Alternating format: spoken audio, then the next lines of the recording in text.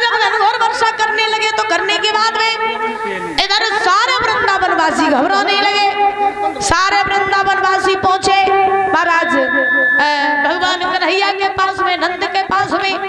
जवाब दिया, बाबा मैंने तुमसे कहा था ना कि इंद्र को छोड़ करके गोवर्धन की पूजा न करवाओ, लेकिन तुमने मेरी एक भी बात नहीं मानी।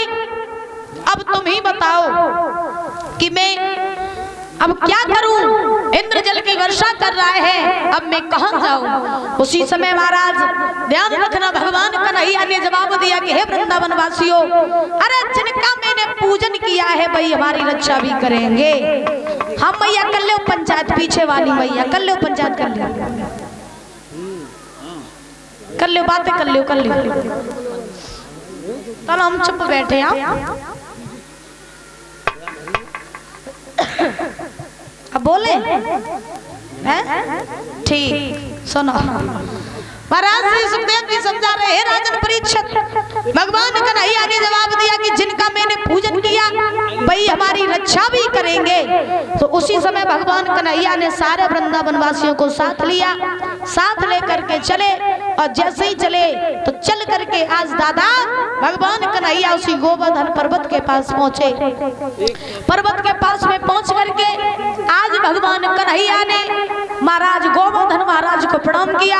और प्रणाम करने के बाद में आज भगवान ने उसी गोवर्धन पर्वत को अपनी सबसे छोटी वाली उंगली पर धारण कर लिया। गोविंद भगवान की जैसे ही अपनी छोटी वाली उंगली पर पर्वत को धारण किया, सारे वृंदावन वासियों से कहा इस पर्वत के नीचे आ जाओ। तो सारे वृंदावन वासी उसी पर्वत के नीचे पहुंचे।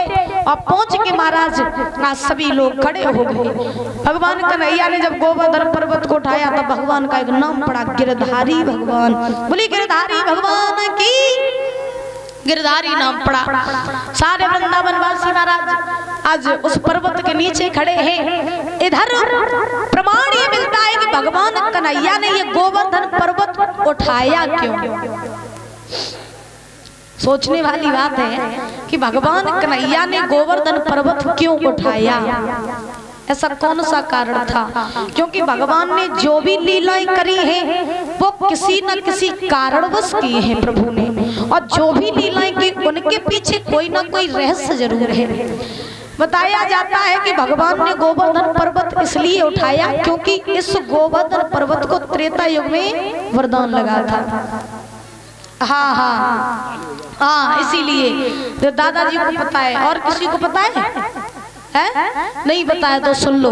राम जी ने वरदान दिया था इसी गोवर्धन पर्वत को। कब? जब पुल बन रहा था तब राम जी ने कहा था कि तुम त्रेता युग में मेरी सेवा में नहीं लग पाए, कोई बात नहीं है, लेकिन जब द्वापर आएगा तो द्वापर में मैं तुम्हें उठाऊंगा, तुम्हारी पूजा भी करवाऊंगा और तो और मैं तुम्हें अपने ऊपर धारण करूंगा। और अगर तुम त्रेता युग में पुल में लग जाते तो मैं तुम्हारे ऊपर होता, तुम मेरे नीचे होते। इसीलिए मैं जब द्वापर युग में आऊंगा तब मैं नीचे होऊंगा, तुम ऊपर होगे और मैं आकर के तुम्हारी पूजा भी करवाऊंगा। ये गोवर्धन पर्वत जो थे ये पता है किसके पुत्र थे? पता है? नहीं पता? ये गोवर्धन पर्वत जो थे ये द्रोणांचल पर्वत के पुत्र थे। हाँ, और ये वृंदावन में आए कैसे थे ये पता है आपको? नहीं पता? सुनो, ये गोवर्धन पर्वत वृंदावन में आए थे, इनको पुलस्त ऋषि लेके आए थे। कौन सा ऋषि? पुलस्त ऋषि। पुलस्त ऋषि लेकर के आए थे इन्हीं गोवर्धन महाराज को वृंदावन में। और ये गोवर्धन महाराज के जो पिता थे उनका नाम था द्रोणांचल पर्वत। अब ध्यान रखना कि जब इंद्र जल की वर्षा कर रहा है तो भगवान कन्हैया तो गोवर्धन पर्वत को उठाए हुए हैं, लेकिन एक प्रमाण ये मिलता है कि इंद्र जब जल की वर्षा कर रहा था तो वो सारा जल वृंदावन पर नहीं गिर रहा था, वो सारा जल अगस्त मुनि पी रहे थे। इसमें दो चार शंकाएं महाराज, गोवर्धन की लीला में दो चार शंकाएं हैं। एक तो ये कहा जाता है कि जब वर्षा हो रही थी तो भगवान का सुदर्शन चक्र घूम रहा था तो वो पानी सूख रहा था। हाँ, और एक प्रमाण ये मिलता है कि पुलस्त ऋषि पानी को पी रहे थे। लेकिन परीक्षित महाराज के मन में शंका हुई कि महाराज जब बताओ कि पुलस्त ऋषि का रोल यहाँ कहाँ से आ गया, कहाँ से आ गया? तो कहा जाता है कि प्लस्त ऋषि जो थे इन्हें भी त्रेता युग से ही वरदान लगा था, त्रेता युग के प्यासे आते थे। मैया सीता जो थी ये नित्य प्रतिदिन संतों को भोजन कराया करती थी, और जब भोजन कराया करती थी तो संतों का काम क्या होता है कि भोजन थोड़ा करना लेकिन भजन ज्यादा करना। तो सीता मैया जब रोज भोजन कराती तो संत आते थोड़ा थोड़ा भोजन करते चले जाते। एक समय की बात सीता जी ने प्रभु श्री राम से कहा, प्रभु ऐसे महात्मा को ढूंढ के ले आओ जो बहुत भोजन करे, खूब पेट भर, मेरे जी भर। सो राम जी बोले ठीक, चिंता ना करो, ऐसे ही महात्मा ले आइए। तो प्रभु श्री राम नहीं अगस्त मुनि के पास में पहुंचे। अगस्त मुनि के पास में पहुंच करके जवाब दिया, महात्मन तुम्हारा निमंत्रण मेरे घर है, आप आ जाओ ना, और आना, भोजन करना, भोजन इतना करना कि जब तक सीता बनाते बनाते थक ना जाए तब तक तुम खाते रहिए। अगस्त मुनि बोले ठीक है। अगस्त मुनि आए, मैया सीता ने आसन लगाए तो अगस्त मुनि को बैठाए लो। अब जैसे ही बैठाए लो सो महाराज मैया सीता ने भोजन की थाली परोस दी महात्मा के सामने। अगस्त मुनि भोजन करने लगे। अब भोजन करने लगे बड़े भाव से। अगस्त मुनि ने भोजन किया, बोले और ले आओ सीता, और ले आई। अगस्त मुनि बहू खाएगा, बोले और ले आओ सीता, और ले आई। थाली में परोसती रही, अगस्त मुनि खाते रही। जो बनाया था वो तो खत्म हो गया, दोबारा बनाने लगी। सीता जी कहने लगी, बारे प्रभु महात्मा तो तुम ठीक ठाक ले आए, हाँ, लेकिन हम तो जा रहे थे कि 10-15 रोटी खाए जो तो खाते ही जा रहे।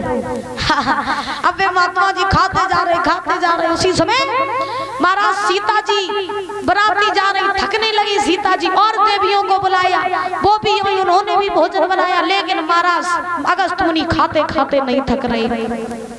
यहाँ तक कि पूरा भंडार खत्म हो गया भोजन का, लेकिन अगस्त मुनि नहीं थके। लगातार अगस्त मुनि ने 17 दिन तक भोजन किया, 17 दिन तक। और जब 17 दिन भोजन किया, सीता जी राम जी के पास में पहुंची, बोली प्रभु अब मेरे बस से बाहर है, मेरे बस से बाहर है, अब हमें नहीं और भोजन नहीं करा पाए। महात्मा आओ सो आओ, लेकिन तो सब खाएंगे कब हुए, अब हमारी और बस की बात नहीं, इसको रोक लो।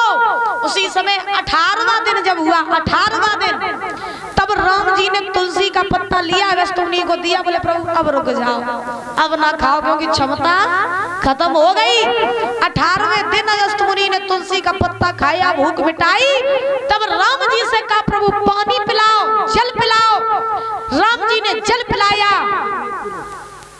पंडाल हल्का ही कर रही है, क्या बात है? अच्छा आवाज चल रही है तो ठीक। तो अब ध्यान रखना महाराज, अगस्त मुनि ने 18वें दिन भोजन करना बंद किया। बोले प्रभु जल पिलाओ। राम जी ने जल पिलाया, लेकिन जल भी महाराज इतना पिलाया कि वो सारा जल खत्म हो गया, लेकिन अगस्त मुनि की प्यास नहीं बुझी। लेकिन जब अगस्त मुनि की प्यास नहीं बुझी, तब अगस्त मुनि ने कहा प्रभु अब जल तो आप सब पी गए, अब आपकी प्यास नहीं बुझी तो हम क्या करें? बोले राम जी ने तब वरदान दिया कि चिंता न करो, मेरे पास में एक उपाय है। बोले कौन सा? राम जी बोले जब मैं द्वापर में जाऊंगा कृष्ण का रूप धारण करके, तब जब इंद्र जल की वर्षा करेगा तो वो सारा जल आप पी जाना और पी करके अपनी प्यास बुझा लेना। तो जब इंद्र जल की वर्षा कर रहा था तो उसी समय भगवान ने आवाज लगाई प्रभु आ जाओ और आ करके सारा जल पी जाओ। तो एक प्रमाण ये मिलता है कि अगस्त मुनि ने वो सारा जल पिया, इसलिए महाराज वृंदावन पर एक भी बूंद नहीं गिरी। उसी समय आज महाराज सारे ग्वाल वाल मैया यशोदा ने देखा कि मेरो कन्हैया 3-4 दिन से बिना भूखो प्यासो बेचारो पर्वत को साधे। तो मैया यशोदा बोली अगर नेको ने सारो दे दियो तो मेरे जो पर्वत सद जाए, देखो तो मेरो लाला बारो सो कैसे पर्वत साधे। तो दामा आओ, दामा बोलो तू अब आराम कर ले, पर्वत हम साध लिए। कन्हैया से बोला दामा कि तू अब आराम कर ले, पर्वत को हम साध लिए। सो भगवान बोले तू साध लिया भैया। दामा कहने लगो कि हमें कौन सी कमी है, जो माखन तू खा दसो हम खा, जो तो में ताकत सो हमें ताकत, तू आराम कर ले, पर्वत हम साध लिए। सो भगवान ने क्या किया कि अच्छा ठीक है तुम पर्वत साध ले, लो, हमने कहा आराम कर ले। तो दादा सारे ग्वाल वालों ने जैसे ही अपनी अपनी लाठी लगाई, और जो लाठी लगाई और जो भगवान ने अपनी उंगली नेक नीचे करी, सोई पर्वत डगमगाने लगो। और जैसे ही पर्वत डगमगाया तब तक दामा कहने लगा कन्हैया कि पर्वत डिगा डिगा डिगा डिगा, अरे ओए दैया निकसा दो कृष्ण कन्हैया, पर्वत डिगा डिगा डिगा, ओए दैया निकसा दो कृष्ण कन्हैया।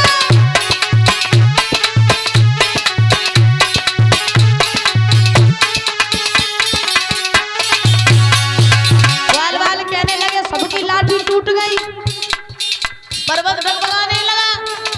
दामा कहने लगा कन्हैया के साथ में, तो भगवान ने फिर से उंगली लगाई, बोला मैया सामी बाबा सामी, मैया सामी बाबा सामी, मैया सामी बबुला सामी, मैया सामी बबुला सामी, अब सामी में दाऊ भैया साधो कृष्ण कन्हैया। पर्वत डिगी डिगी डिगी डिगी, ओए दैया निकसा दो कृष्ण कन्हैया, पर्वत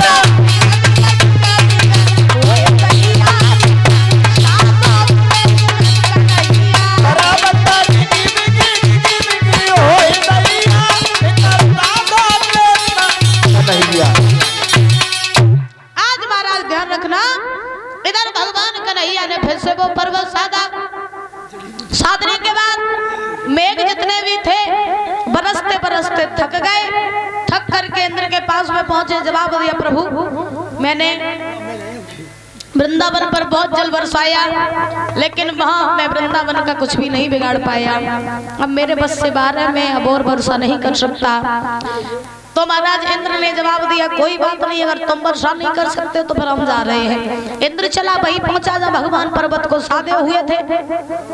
इंद्र भगवान को समझ नहीं पाया, पहचान नहीं पाया, तो भगवान कन्हैया में और इंद्र में युद्ध होने लगा। दादा जब युद्ध हुआ तो इंद्र जो था वो भगवान से हार गया, और जब भगवान ने अपना चतुर्भुजी रूप इंद्र को दिखाया, इंद्र समझ गया कि नारायण है, मैं इनसे युद्ध करके बहुत ही बड़ी गलती कर रहा हूँ। तो इंद्र चरणों में गिर पड़ा, क्षमा मांगी, बोले प्रभु हमें क्षमा कर दीजिए, मुझसे पहचानने में गलती हो गई, क्षमा कर दीजिए। भगवान ने इंद्र को क्षमा किया। इंद्र पुनः चले गए वापस। भगवान कन्हैया ने पर्वत वहीं रखा, सारे ग्वाल वालों को साथ लिया, साथ लेकर के चले और चल करके वृंदावन में आए। जब महाराज भगवान कन्हैया वृंदावन में आए तो मैया यशोदा ने भगवान कन्हैया के खाने के लिए 56 भोग बनाए। अच्छा दादा आपको पता है कि भगवान को 56 भोग लगाए जाते हैं? ये बात तो आपको पता ही होगी कि भगवान को 56 भोग लगाए जाते हैं, लेकिन ये बात पता नहीं होगी कि 56 भोग क्यों लगाए जाते हैं। पता है? नहीं पता?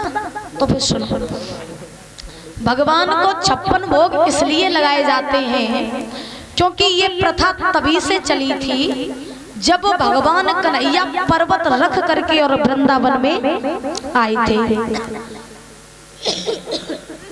तभी से प्रथा चली थी। अब सुनो, मैया यशोदा ने जब भगवान कन्हैया के भोग के लिए 56 प्रकार के भोग बनाए, तो जैसे ही महाराज 56 प्रकार के पकवान बनाए, तो इसका कारण ये है कि मैया यशोदा भगवान कन्हैया को एक दिन में 8 बार भोजन कराती थी।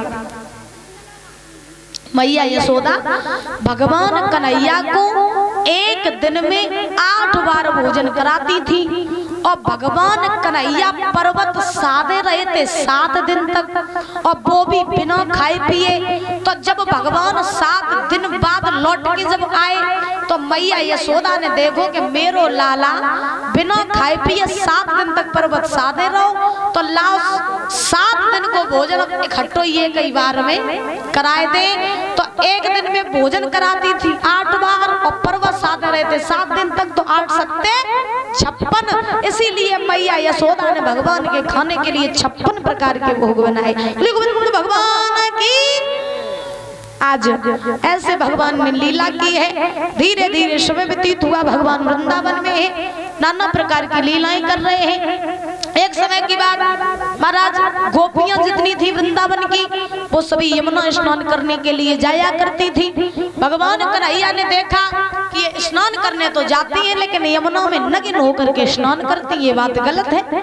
एक समय की बात, गोपियां गई महाराज यमुना स्नान करने के लिए, ब्रह्म मुहूर्त में उठ के भगवान गए। गोपियों ने वस्त्र उतारे, यमुना के तट पर रखे, यमुना में घुस गई, स्नान करके बाहर आई। भगवान कन्हैया पहुंचे यमुना किनारे, क्या देखा कि गोपियों के वस्त्र तट पर रखे। सो भगवान ने वही वस्त्र उठा लिए, उठा करके कदम के वृक्ष पर टांग दिए। भगवान बंसी बजाने लगे। स्नान करने के बाद में जब गोपियां जल से बाहर आई निकल के, क्या देखा कि वस्त्र ही नहीं है। एक बोली बहना वस्त्र उतार के तो यही रखे थे, फिर कहाँ चले गए। दूसरी बोली जे काऊ के काम नहीं चली या हुए। तो महाराज अब गोपियां लज्जा की वजह से सब जल में घुस गई। ठंड को महाराज महीना रहे, तो जल रहे उनके गर्दन तक। एक गोपी बोली ये कन्हैया वस्त्र दे दो। भगवान बोले कौन से? बोले जब टांगे बैठे सो। भगवान बोले जे वस्त्र थोड़ी ना है। बोले तो भगवान बोले जे मेरे कदम पे तरह तरह के फूल आए। हाँ, अब गोपियां बोली ऐसे कौन से फूल हैं जो तरह तरह के आते हैं? वस्त्र वापस कर दो। भगवान बोले पहले नग्न अवस्था में मेरे सामने खड़ी हो जाओ, मैं वस्त्र तुम्हें वापस कर दूंगा। अब गोपियां महाराज जो थी वो भगवान कन्हैया को अपना पति मानती थी और ये भी जानती थी कि ये तो निर्गुण ब्रह्म है। तो भगवान के सामने वस्त्र पहनो फिर भी नग्न और न पहनो फिर भी नग्न है। तो आप गोपियां भगवान कन्हैया के सामने खड़ी हो गई। भगवान ने वस्त्र दिए, गोपियों ने वस्त्र पहने। अब गोपियां बोली जब चुराए महाराज तुम्हें दे नहीं आते वापस, फिर तो तुमने उठाए ही काहे? भगवान बोले तुम्हें ज्ञान कराने के लिए। बोले कैसा ज्ञान? ये माताएं मेरी बात याद रखना कि स्त्रियों को कभी भी जल में नग्न होकर के स्नान नहीं करना चाहिए, ठीक है? ये बात मेरी माताएं विशेष ध्यान से सुन लें कि स्त्रियों को कभी भी जल में नग्न होकर के स्नान नहीं करना चाहिए। क्यों? क्योंकि जल में वरुण देवता का वास होता है, ठीक है? जल में वरुण देवता का वास होता है और जब स्त्री नग्न होकर के जल में स्नान करती है तो वरुण देवता का अपमान हो जाता है और जब अपमान होता है तो वो क्रोध में आकर के कुछ भी कर सकते हैं। इसलिए जल में कभी भी नग्न होकर के स्नान न करो। भगवान कन्हैया ने आज वस्त्र वापस दिए, गोपियों को ज्ञान कराया।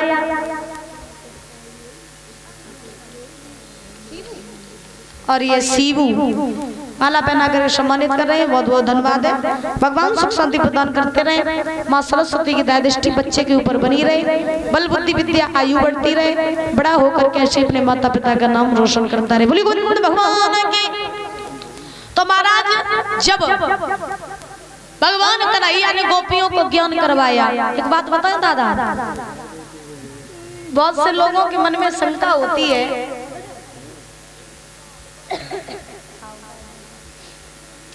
बहुत से लोगों के मन में शंका होती है। कौन सी? बहुत से लोग ये कहते हैं, मैंने अपने मुख से सुना कि लोग कहते हैं कि तो का कन्हैया इतना बड़ो छलिया तो जो गोपियन के वस्त्र उठा के कदम के वृक्ष पर टांगत। तो हाँ, हमने सुना है अपने कानों से कि लोग कहते हैं कन्हैया क्या इतना बड़ा छलिया था जो गोपियों के वस्त्र चुरा चुरा करके वृक्ष पर टांगता था। ऐसा नहीं था।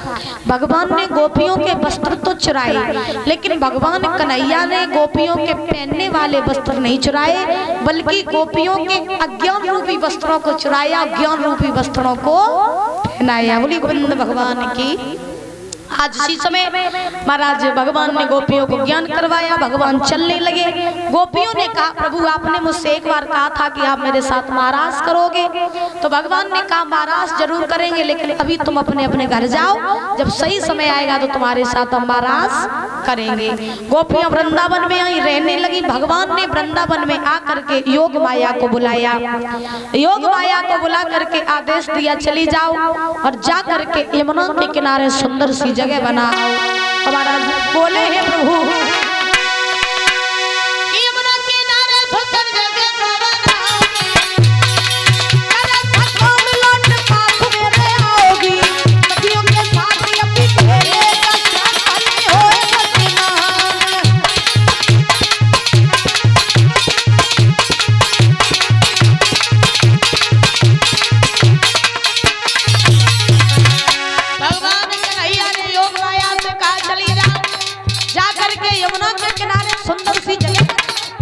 योग माया चली यमुना किनारे पहुंची, सुंदर सी जगह बनाने लगी महाराज। मन ही मन में सोचने